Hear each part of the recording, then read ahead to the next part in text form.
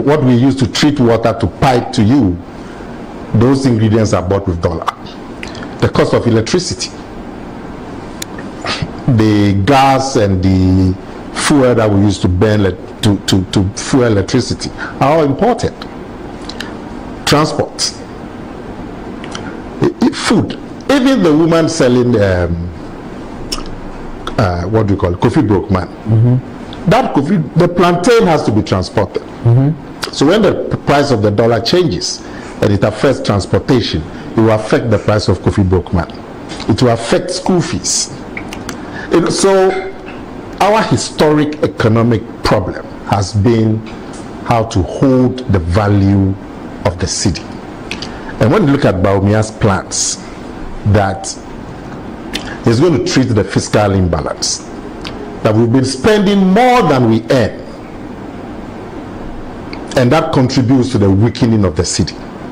It's going to do that by taking a lot of expenditure from the public purse onto the private sector. You look at roads, for example. There's no reason why we should be putting public money into the commercial roads. Accra Kumasi is a highly commercial road, which private sector with the right arrangements can be attracted to put in a 6-lane or a 4-lane and toll it to get their money back because of the volume of traffic. Accra Takrady, the same. Look at the state of the road. If we put in the right arrangements, private people will come in, build a 6-lane Accra to Takrady and toll it. Same for Aflao and so on. So all the public expenditure that can be done by the private sector, because they can get their return, will be shifted to the private sector. And that's going to take, by rough estimate, about 30 billion cedis off the public purse.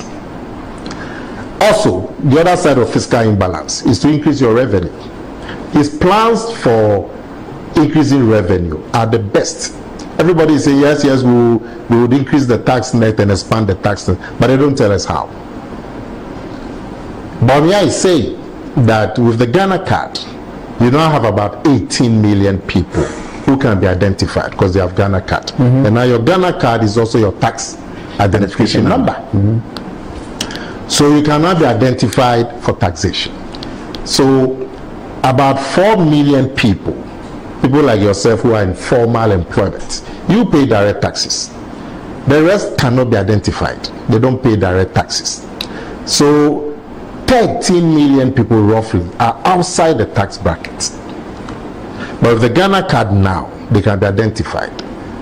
Now, you are not going to do any complex tax on them, just a flat rate, 50 cedis or 100 cedis a month.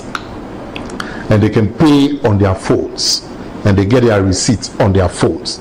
And that shows that they are also paying taxes, and whatever benefits comes with it, they become eligible. So you are going to have, out of the 13 million people outside the tax bracket, if you take 2 million or 3 million to be students who are above 18, secondary schools and universities, you are looking at the cool 10 million people who would be quick, who can pay 100 cedis or 50 cedis a month. That's why he's able to say that I'll take off VAT and I'll take off betting tax, because we are going to increase the tax net so much, and there'll be so much inflow, and it will be the what you are going to pay and the mode of payment will be so convenient for everybody that people will come into the tax bracket and pay every month. And that is going to shore up government revenue, and the removal of huge expenditure to the private sector will also reduce government expenditure. And this is the most credible program for achieving fiscal balance. Because the fiscal, you heard what? So government is not going to be doing infrastructure? We are not going to do commercial infrastructure. That's infrastructure. I mean, the road in front of my house. So like building an airport, for instance, very commercial. Building an airport. Or building another terminal at the airport. Another terminal. You can have a private sector to build another terminal at the airport. And they run and then they run it and take their revenue. The planes come and land there and they pay them. Even school dormitories. I mean, look at a model is what is happening at the University of Ghana.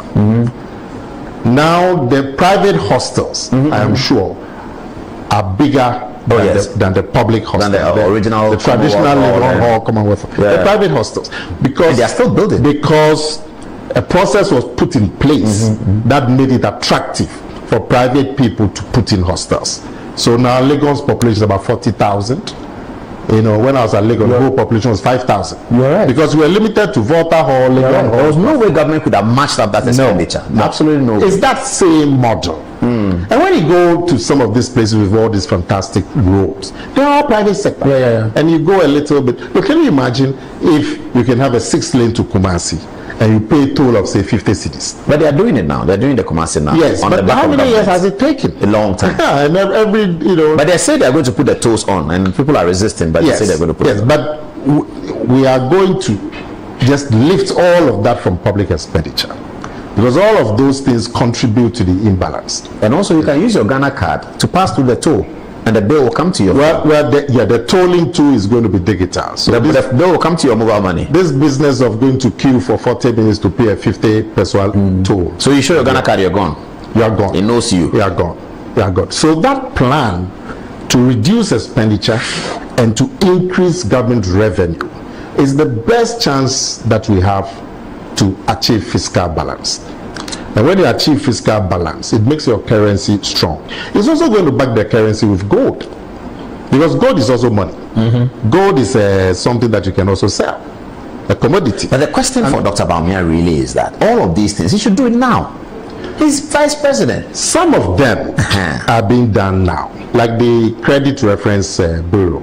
They are being set up now, and I'm sure in the next few weeks he's going to launch the Credit Reference Bureau. Some of them are being done now as we speak. Some of them you need a totally different atmosphere. You know, so he cannot remove VAT now, for example, because it's a parliamentary process. That is not even the policy of the government. But it's a parliamentary process. Yes, it's difficult. Yes, and he has to go there. You know, so the things that can be done now, some of them are being done now. The majority of the plans that he has, he needs executive power.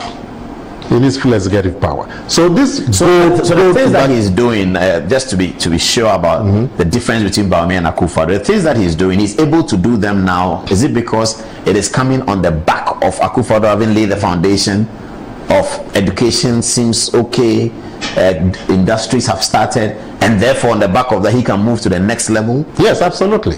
And every time he speaks, he starts from the Akufo-Addo programs and the achievements on the ground before he builds on. Everywhere he goes, that's where he starts. He talks about free SHS, he talks about the digitalization, the changes that have come, he talks about the roads. I'm sure you listen to him. Yes, so he starts from there. But the question of his critics always is that Bawumia says that he should do it, he can do this, he should do it right now. He's president, he's been vice president for 4 years, 8 years. Mahama was president, wasn't he? He was, and vice president. When he was president in 2016, he had a manifesto that was saying what he was going to do if he got back into power in 2017. He didn't ask himself, why didn't he do the things he said he would do in 2017? Because he was president. He had executive power.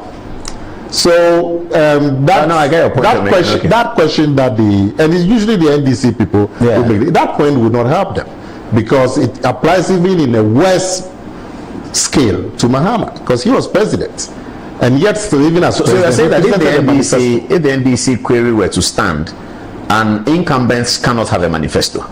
But everywhere in the world, incumbents have manifesto. They say what they are going to do. And the question will be, why haven't you done it now? And Bawumia really is not an incumbent. The incumbent is Akufo-Addo. So, I'll come back to that. Now let me finish with this gold. You see, now gold is also money. Gold is like the dollar. You see, and we have it in abundance.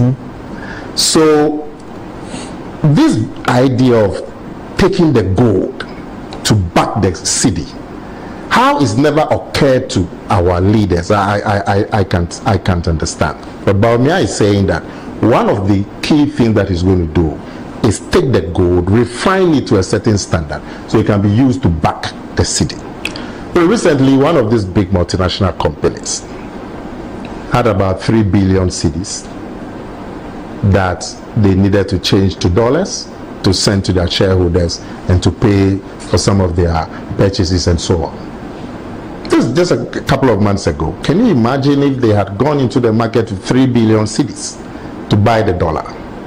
The price would have just gone through the roof.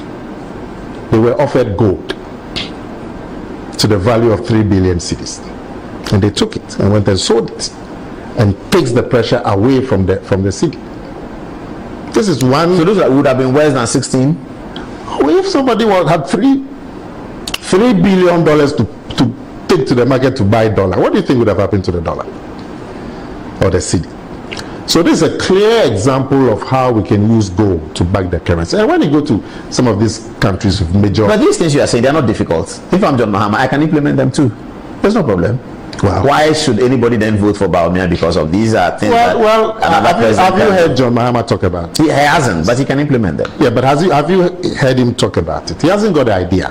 If anybody comes and they want to do it, then they are taking the idea from Bawumia. But why would you go to somebody who will be a duplicate as against the original, the person who has the original idea? And so that is going to be a game changer. Now, what are the things that we use the dollar to buy? Many of these things that we use dollar to buy, chicken, rice, chocolate, and so on. There's going to be aggressive import substitution. More focus, not spread too much. Focus on 6-7 items, big ticket items that are major imports into this country, and make sure we produce that. Should have been done now. That should have been done by now, because in 2001, when you were minister, we had this problem. We could have had this conversation then. We said 400 million at that time. Now it's 800 million. Some progress has been made. Do you know tiles, floor tiles? Floor tiles, yeah. We are now doing a lot of floor tiles in this country. I can believe that. And it's cut down the price. The dollar that we used to. We have factories here that are doing ceramic factories. Wonderful tiles. I'll let them send you some. Oh, I see. When you see them and they tell you they are made in Ghana, you won't believe. And it's cut down the importation of tiles. Even rice importation, we've cut it down by 40%. Rice. Yes. Oh, yeah. We had an aggressive East Ghana rice. And you need to put more fire into that aggression. Focus on a few, and make sure that we are self-sufficient. And when you look at his plans to ease the cost of living, apart from holding the value of the cedi, he's going to target housing. So how everybody needs a house, everybody's accommodation. Aggressively building houses. Yes. He's going to do land banks across the country. So all this business about people getting into land tenure and multiple paying 4 times for the same land and so on, is going to cease, because he's going to buy a lot of land.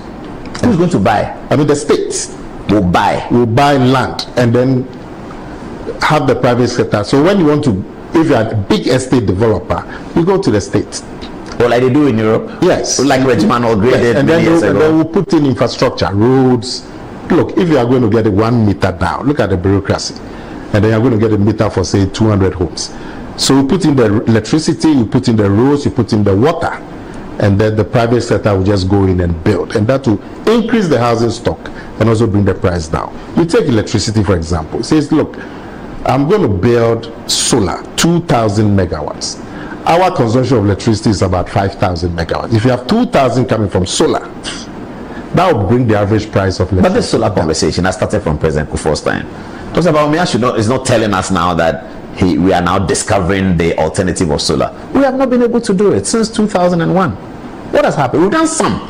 President Mahama told me in a private conversation when he was president that he's trying to get solar so that the ministries' areas will all use solar. And I was very excited about it. And I said, Mr. President, that's good. He said, we'll do it. But we haven't been able to do it because Bawumia hasn't been president. Say that again. He hasn't been president. We have not been able to do all these things. Yes, because everybody comes, like you're talking about. President Mahama told me that he was, and he had people, he was doing it. I don't know what happened. He couldn't do it. It's not the cost of money that's excessive.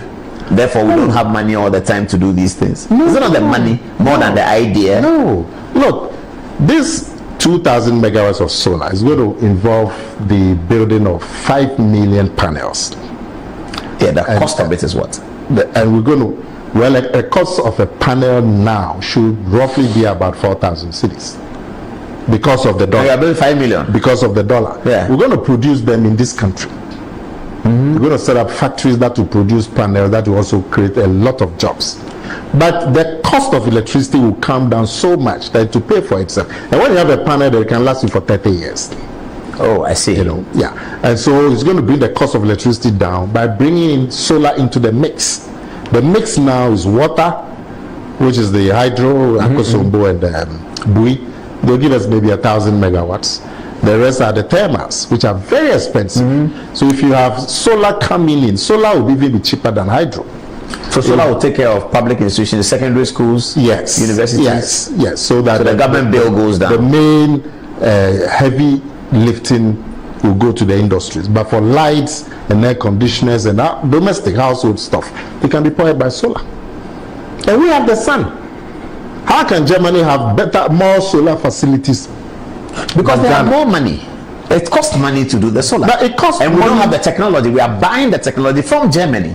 Germany is not going to sell you their technology for you to compete with them. They'll sell it to you at a very high price. Solar is basic technology. It is. Nothing. We have not been able to do it. Compare that to buying a thermal plant. Well, that's more expensive. So, but that's faster. Thermal plants is more expensive, but it can come in 2 months and it's on. The solar is going to take a while. If you install, not to finish and to install. Is that a long process? If you install solar installation, if you install 500 panels on this building, you don't need the grid. And you can install that in 2 weeks. I see. Yeah. And then transport is also one of the drivers of the cost of living. It says that we're going to have electric buses for public transport. I think it's going to come. Senegal have seen this. Yeah. It's going to come to the ports very soon. And when you have electric buses, it's going to bring down the cost because they don't need petrol or diesel. And those maintenance that come from the combustion engines are all going to go. Which of the candidates has this vision? None of them. John Mahama will tell you, I will do a macro, I will try and get macro, stabilize the macro. He doesn't tell us how. In any case, he's been president for 4.5 years. I heard you talk about 3.5 years of Doomso. No, the Doomso started in 2012. Oh, it did? Yeah. Before he became president? No, when he was president. Oh, when he was president. In fact, in his first major address to the nation in September, he told the country about that Doomso and some 300 megawatts have been knocked off. I'll send you there. Oh, September. Yeah, it's all in there. So it started in 2012. So it's actually 4 years. Actually 4 years. You know, so when you look at the programs, the vision that Bawumia has, and you compare it to the NDC, the NDC's thing is just platitude. They say 24-hour economy. I don't know if it's, if you say 24-hour economy, is it a policy or the outcome of a policy? Sounds more like an outcome of a policy, but like clearly they have not been able to position it well. Policy. It's an outcome. And what should be the major driver of 24-hour economy? Demand. People have spoken about it. Demand, industrialization. And you can't legislate demand. No. You have to create it. You have to create it. You can't legislate it. And the way when you ask them, say, oh, we'll sell Wache 24 hours. As if you can legislate that, hey, Wache sells by force when sell. Well, government doesn't sell Wache. Somebody says, individuals sell the Wache. People will farm because we'll give them electricity. How can you tell people, you know? But when you look at what Bawumia is going to do, when you stabilize the macro situation, that is the first requirement for economic growth and for business growth. This is a Made in Ghana program, which is going to legislate. Those are the things by Parliament. By Parliament. Those are the things that will fuel demand.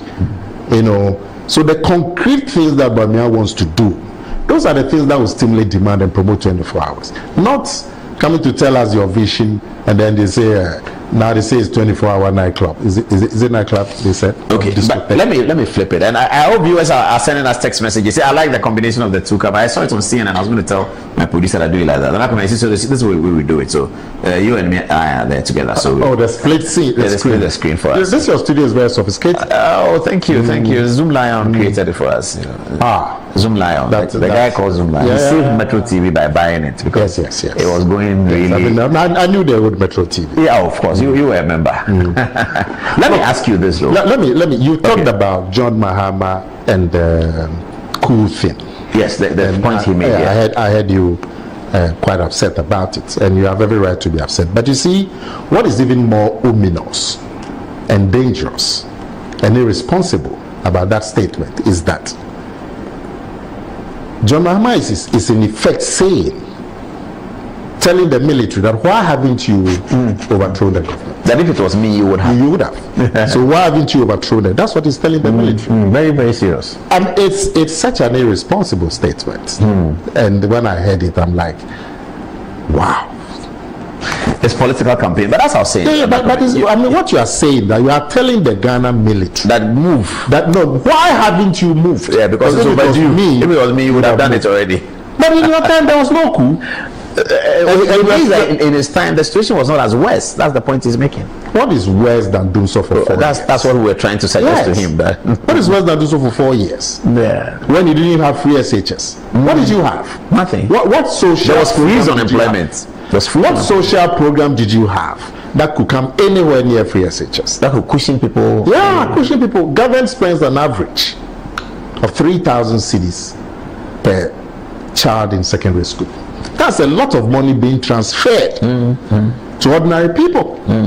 What program did you have like that to transfer money and distribute income to poor people like free SHS? An average of 3,000 cedis is what is spent on every secondary school child. That's interesting. Let's come to the other point. And you didn't have a coup, and now you are asking soldiers, why haven't you staged the coup? It's such a dangerous statement that I think you should be called upon to retract. Okay, that's Peace Council and the IEA.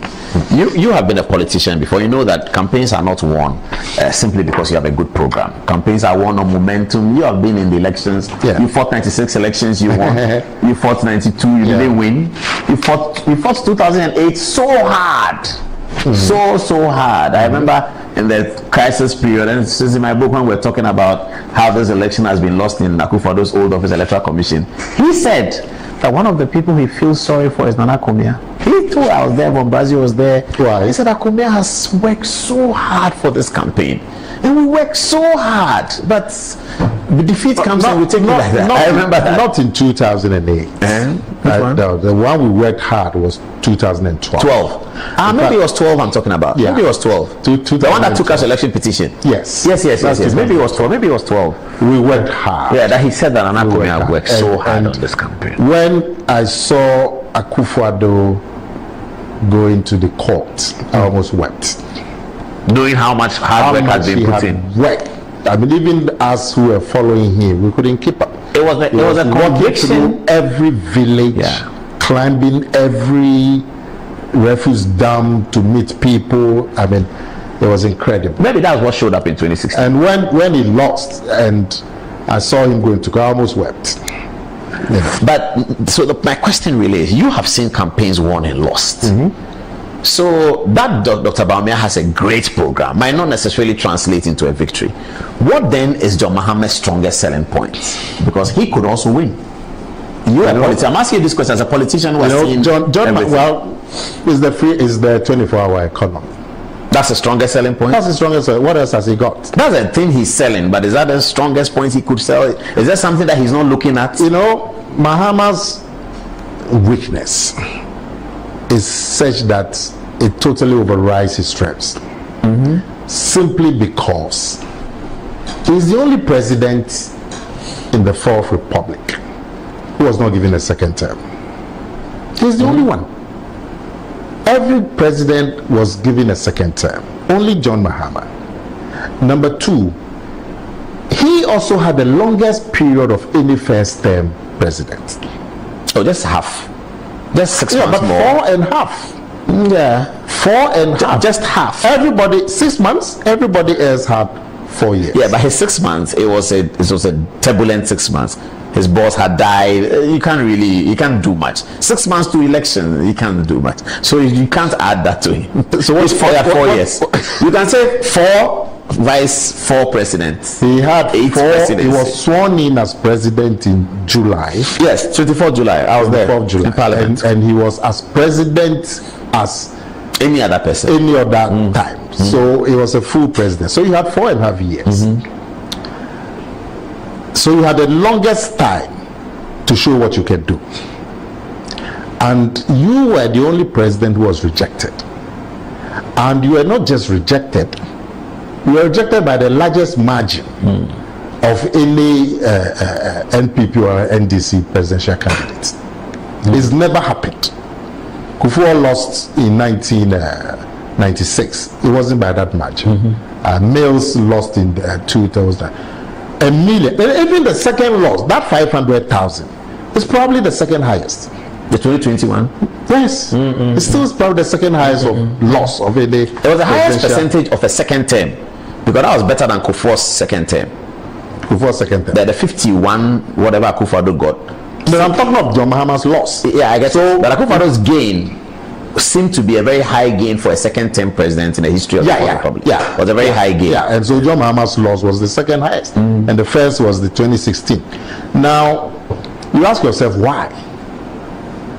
You ask yourself why? It's because his performance was so appalling that Ghanaians could not give him a second term, and not just could not give him a second term. He was rejected by the largest margin of any presidential loss in the Fourth Republic.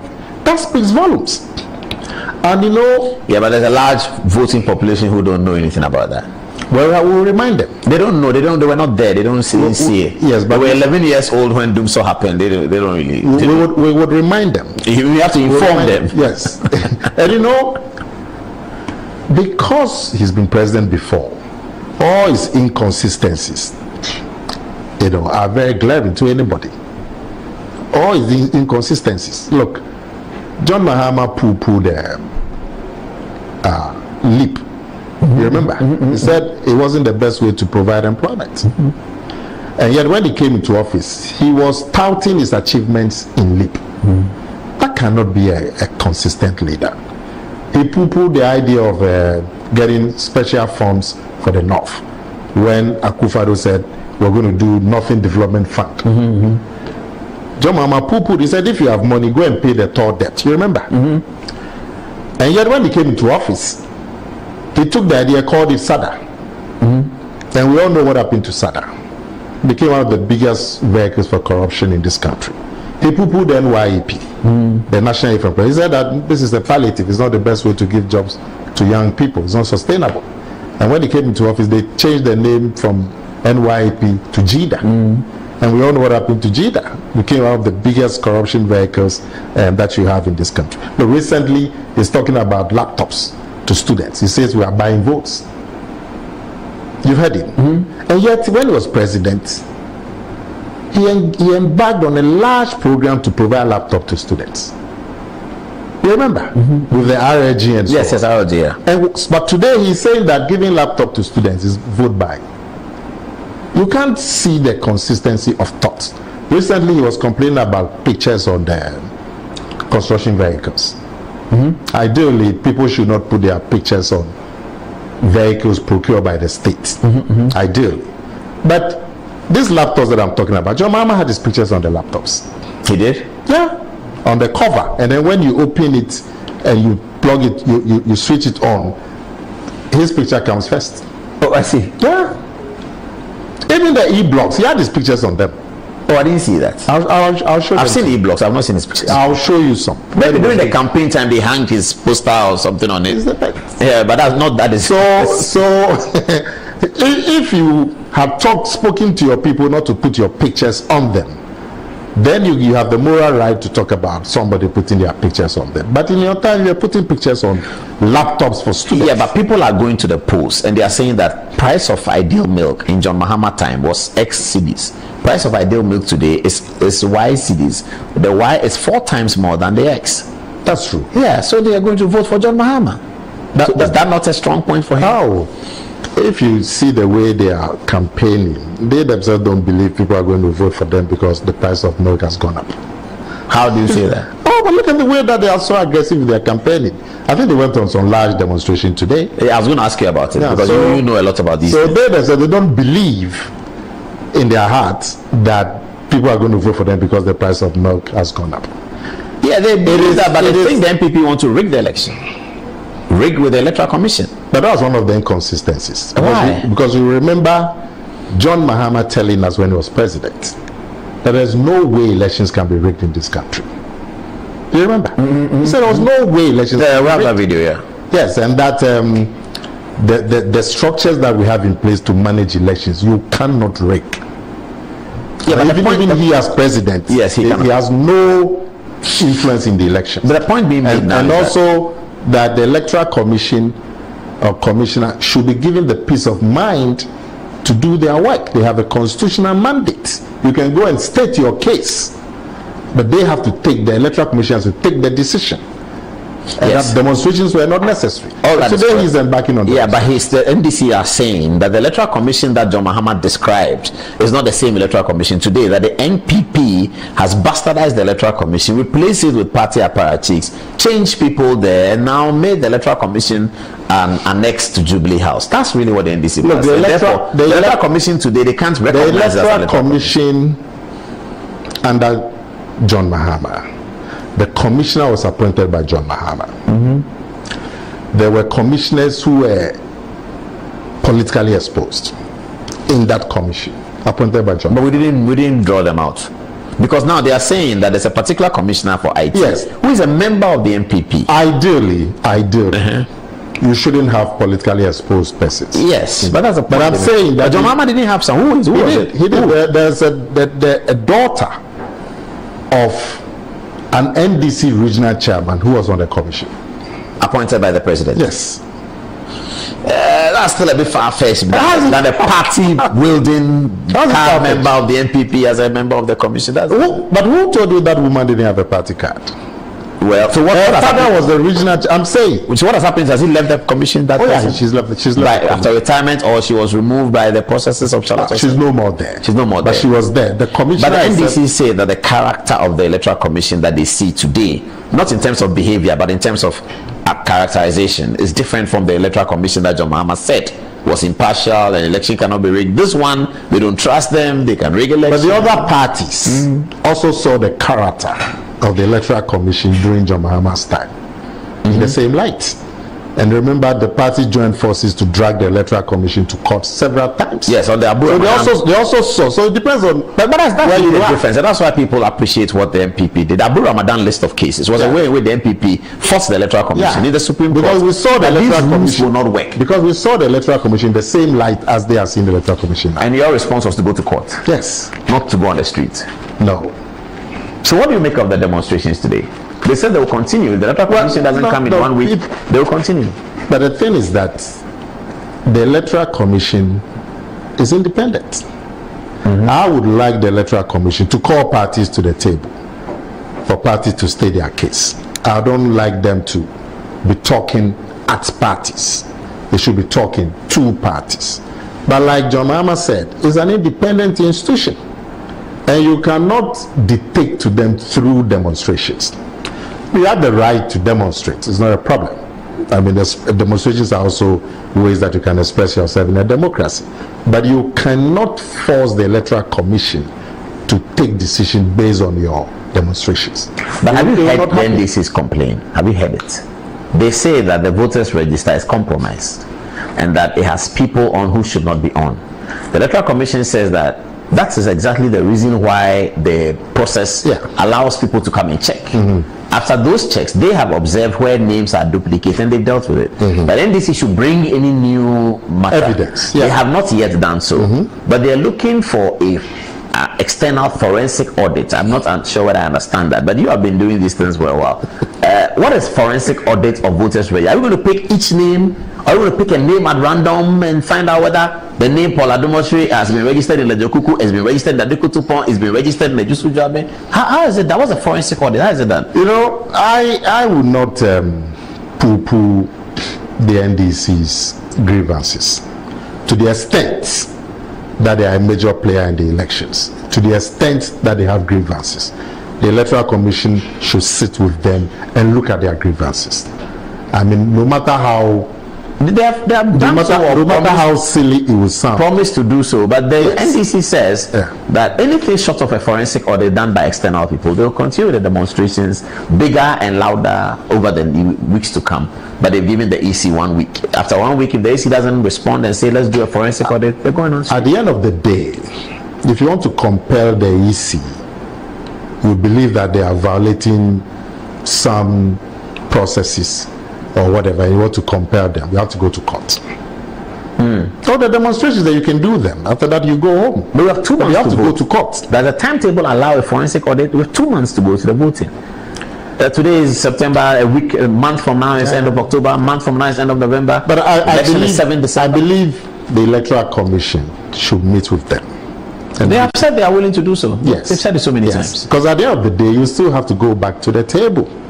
And I look at the attitude the NDC had when in 2015, 2016, other parties were talking about the same thing, raising the same complaints about the register. Remember, Bawumia had a full-blown press conference about the bloating of the register in some of the border areas. And hopefully we get an interview with them and then we can deal with it. But do you think there will be peace around this matter? If the Electoral Commission insists that they are not, will there be peace?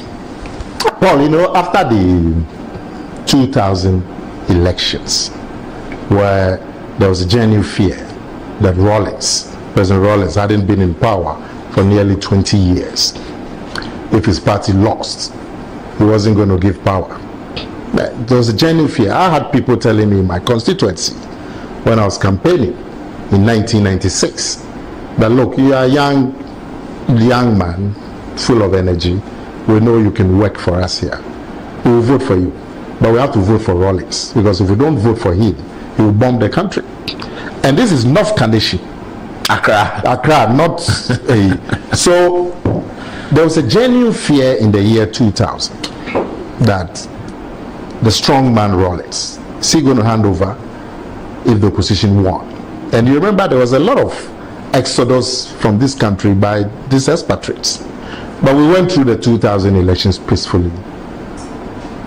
And we were lauded by the entire world. After that election, any election will be peaceful. All this jostling and this posturing will happen. But I can tell you, any election in this country will be peaceful, including this year. Finally, let's talk about the running mates, because you know about these things better than many. The NDC running mates is running for the second time. What observations have you made about her campaign? Nothing inspiring. Was she better in 2020 than she is now? The same. The same? The same. Nothing inspiring. But it's a good gender ticket, isn't it? Yes. It didn't work.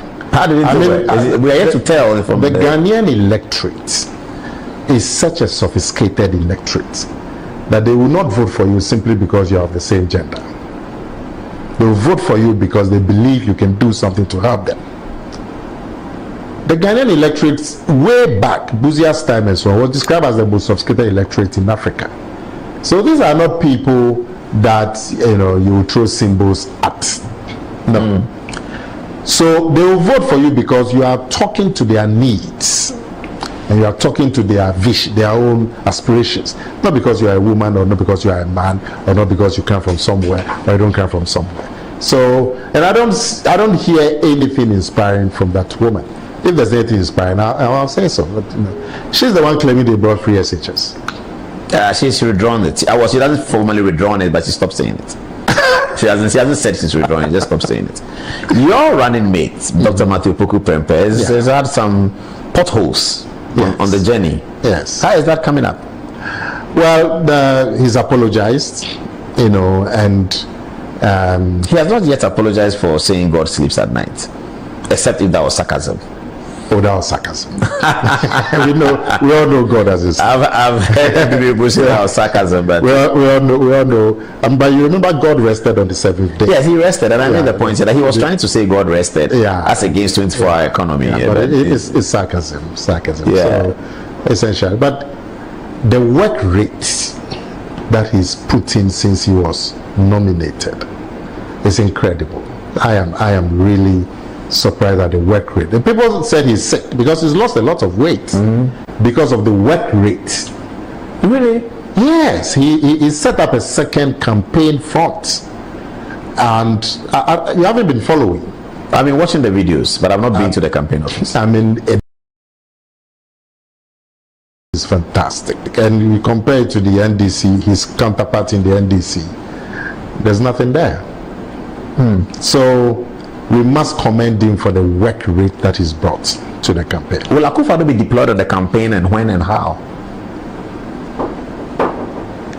Well, I mean, Akufo-Addo is the president.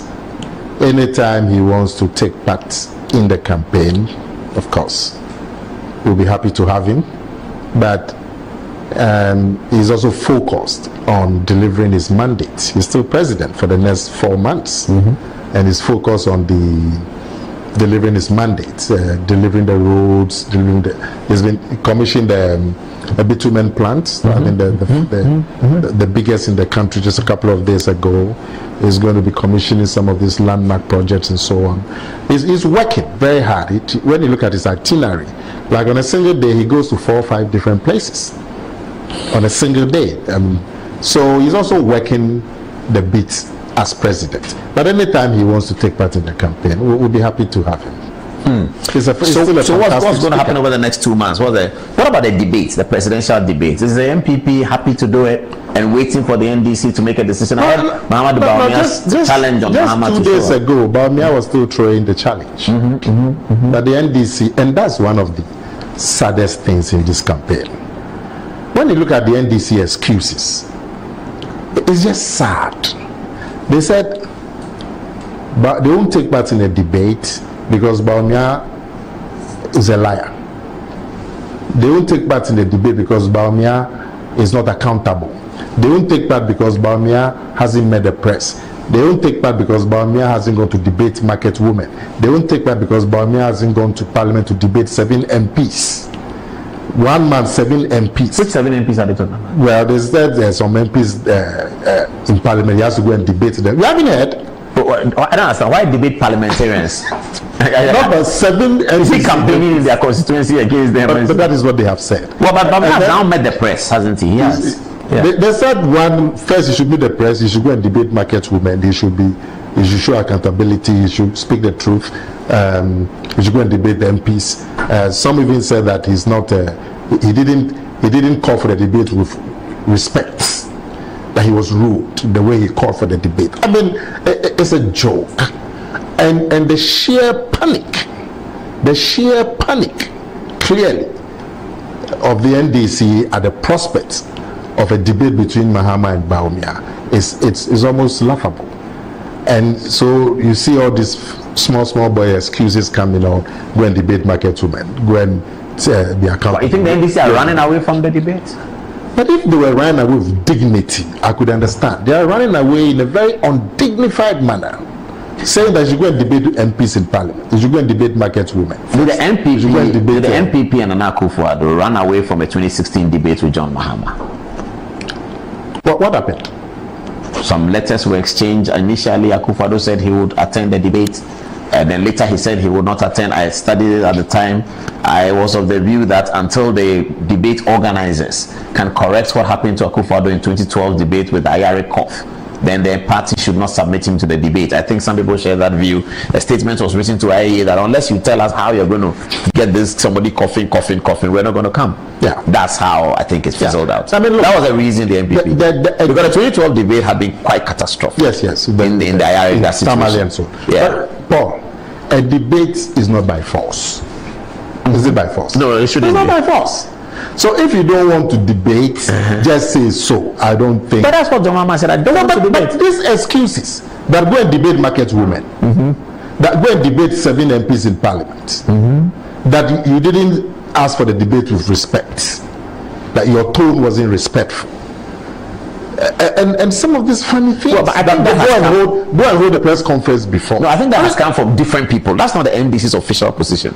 Johnson Asiedu Katia has said, for instance, that Bawumia is a liar. That is still not so there'll be no debate. Position. Yes, but we have had Sami Jefi and Co. That's the chairman of the party. Yes, rhetoric that go and do press conference. We have done our press conference. So that's not the party's position. But the party. Omanebo Ama says something else. That's not the party's position. It's not the party's position. What's the party's position? The chairman is the. John Mahama hasn't spoken yet. Yes, and he may just come up and say, "I'll do the debate." Then why allow your chairman and your communications director and all this stuff for Sukwachi and all this people to come and talk about no debates? If that is your policy, Well, I'm sure he's still studying. Why allow them? I'm sure he's still studying. Why allow them? Do you think if Bawumia wants a debate, he would have me talking about not having a debate? He would call me and say, Nana, no, let's have the debate. Let's support the debate. Now you have your chairman of your party using insulting words on Bawumia simply because he doesn't want the debate. You haven't called him to order. So how can you want a debate and your chairman doesn't want a debate?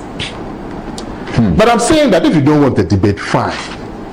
But this sheer panic that, well, go and debate market women, go and debate the media, go and debate MPs, show some respect.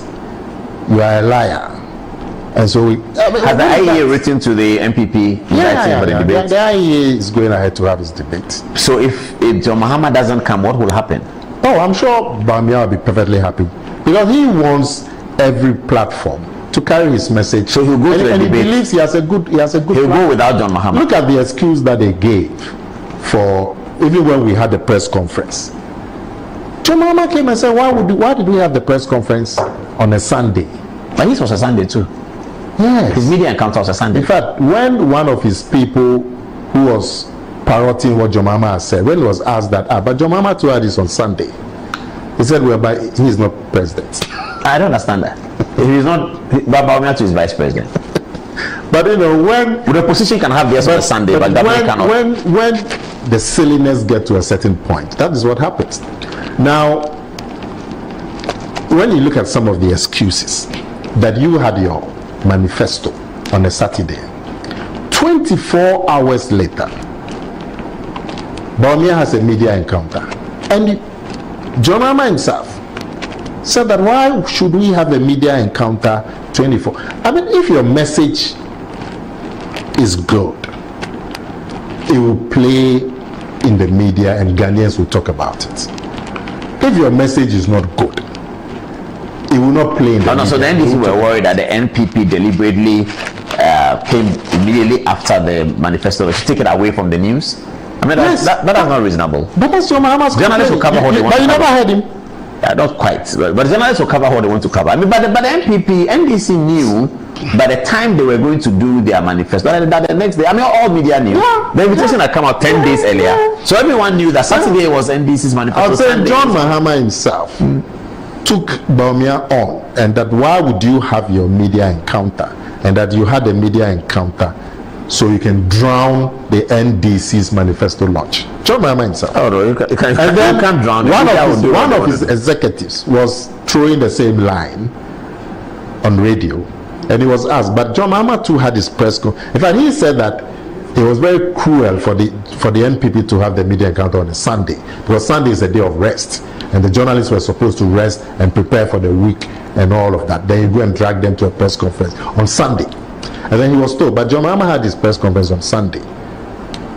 And then he said, well, but he's not president. Anyway, so what's going to happen in the next 2 months? Just walk us through it and everything. What's going to happen? I mean, the response from the ground to Bawumia, Paul, you have to be there. It's not something that should be narrated to you. You have to be there to see it. The grassroots response to him. And I think it's that adrenaline that drives him, you know, because the grassroots response is intense, and if you are a leader, that kind of thing can make you work forever, you know. But the NDC too, they will tell you that they too, their grassroots response is there. Yeah. So I believe it's going to be a close election. It's going to be quite close, but clearly eventually Bawumia will have the edge because his message is superior, far superior. The government said it was published today. Also, John Mahama has had a chance to be president. What the two gentlemen are competing for is the presidency of Ghana.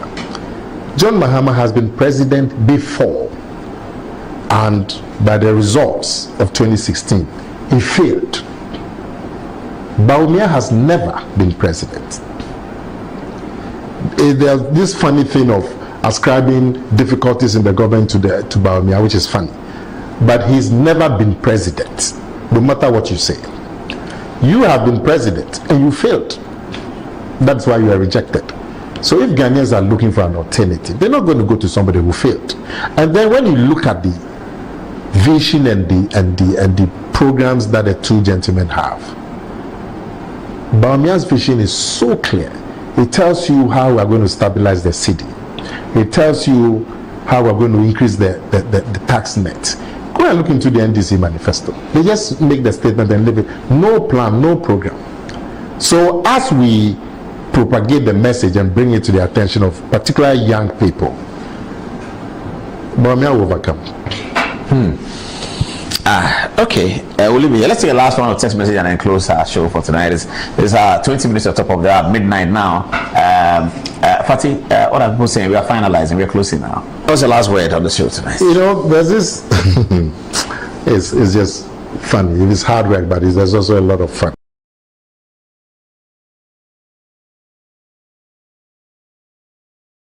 Not speaking out against the government. Yes. That civil society is not speaking out. Pastors are not speaking out. The clergy is not speaking out. The imams are not speaking out. So I ask myself, so then if all these groups don't support Mahama, then who supports him? No, he said that they're not telling Dr. Bawumia the truth because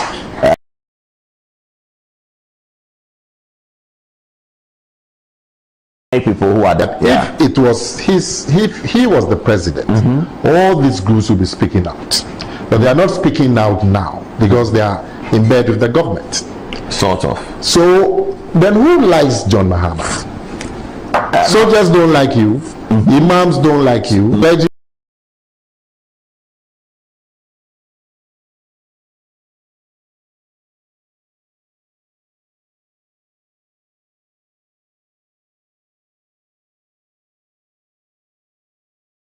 because they don't like you. That's what you see from what he's saying. But what do you see? I say that I get the sense that I was the president, soldiers would have staged the coup. What you say, you are asking the soldiers, why haven't you staged a coup now? That's what you're asking them. And the assumption is that because they don't like you, that's why they would have staged the coup if it was you. But you brought 4 years doom song. There was no coup. I mean, the people of this country, we slept in darkness for 4 years. There was no coup. I mean, are you going to talk about the economic hardships? Economic hardship. But we saw severe economic hardships in John Mahama's presidency. I mean, why was he removed? Why wasn't he given a second term? Because of the economic hardships. So you are suggesting John Mahama knows that he's not polling well in the election? Is that a suggestion you make? The sense of panic over Sunday press conference, over debate, and over people not speaking out. The sense of panic clearly tells me that he knows he's way behind. It is not a posture of somebody who is. Let me ask you on a final block of questions. The survey that was presented by government today, that has been discussed in the media, about 28,000 people being polled, and it has Mahama at 46 something, Bawumia ahead of him at 48 or 49 something, and NDC rejects that, saying that they will win the first round. And the poll also says that what could derail the MPP's chances is scandals and decision making. What do you make of it? You know, the Bawumia campaign will treat every poll with an even hand. If the poll tells us we are doing well, it encourages us. Because when you are in the lead, you want to maintain your lead. If the poll tells us that we are not doing well, it encourages us to do more. So we don't worry ourselves with polls. We focus on our work. So when the polls come and people say we are not doing well, if we are doing well, it encourages us. If we are not doing well, it still encourages us. At the end of the day, in another 3 months, the main poll will come. And that is where we are focused. We are working, meeting the grassroots, doing the community outreach, and we are gaining ground little by little. And the message is getting down. And Bawumia tells them, I will be a brand new president. Mahama will be a secretary. Is he making that statement? But that's the statement that gets the crowd roaring, because they can see that it's true. That this man has not been tested. The other person has been tested and rejected. You can run away from it. I have to leave it here, Anakumi. It's 15 minutes on top of there at midnight, as always. Is that so? Yes, the time runs. Fatih is laughing at you, Anakumi. When you say that, is that so? Fatih is she's laughing about what? Fatih is there. Look, you can see. Why is she laughing at me? He doesn't know that you know. They've been here since 8 o'clock. So when you say is that so, like you want to go on, and they are worried that hey, this politician, why? How does he want to go on like that? No, Paul, this is the first time I've done an interview at 12 midnight. I'm sorry. That's why we apologize. It's a first for me. That's why I'm I normally we do Good Morning Ghana. Yes. That you take 11 a.m. But that you talk for 2.5 hours on Good Morning Ghana. It's about the same. And when you're on Peace FM, you are talking for 3 hours. On Sefakan show, I've been listening. But we finish at 11 a.m. Yeah. This is the first time I'm doing an interview at 12 midnight. Yeah, we're sorry about that. But I'll come again. You should. We love you. We love you. And when we put the flyer, many people said they were missing you being interviewed this way instead of the banter on Good Morning Ghana. They kind of like this one. So we'll talk to you again. Good luck with the campaign. Please, when you are driving, please be careful when you're on the campaign. Thank you. And sometimes the roads are not, and you guys sometimes you have to go very fast because you have to catch up. So our prayers are. We go by bus. Yeah, you do the bus thing. Is it nice? Is it comfortable? Very. Really? And the camaraderie. Because you are sitting. So you're able to hold meetings when the bus is going. Oh, okay. The Bawumia is there. So he stands up all of us are there. You can go to him and tell him you said something here, and I believe you should modify it. And I mean, it's just wonderful. Oh wow! Apart from the optics being good, I would like to film it. Yeah, I'll ask them. I mean, then he will call you and say, "What do you think about what I said at this place?" Oh, it was. What we use to treat water to pipe to you, those ingredients are bought with dollar. The cost of electricity, the gas and the